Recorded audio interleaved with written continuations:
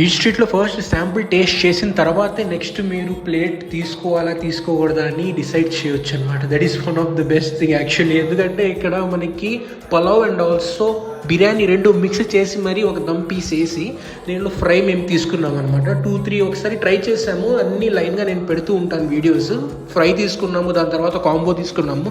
Starting వచ్చేసి మనకి 150, 120 and 200 దాకే ఉన్నాయన్నమాట ప్లేట్స్ మనకి ఇక్కడ. అండ్ ఆల్సో ఫ్రై అయితే చాలా బాగుంది.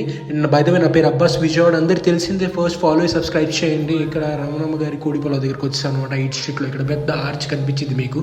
అండ్ ఇక్కడ ఏంటంటే మేము తీసుకుంది 200కి అన్లిమిటెడే తీసుకున్నాం కంపల్సరీగా. ఏంటంటే మనకి కర్రీస్ కూడా కొన్ని లిమిటెడ్గా వేస్తారు. కొంతమంది ఏమనుకుంటారంటే కర్రీస్ కూడా అన్లిమిటెడ్ వేస్తారేమో అనుకుంటారు కానీ బట్ అది కాదు. కర్రీస్ అయితే లిమిటెడే, బట్ రైస్ ఏంటంటే కొంచెం అన్లిమిటెడ్ అనమాట. తిన్నోడికి తిన్నంతా వేస్తూనే ఉంటారు ఇంకా.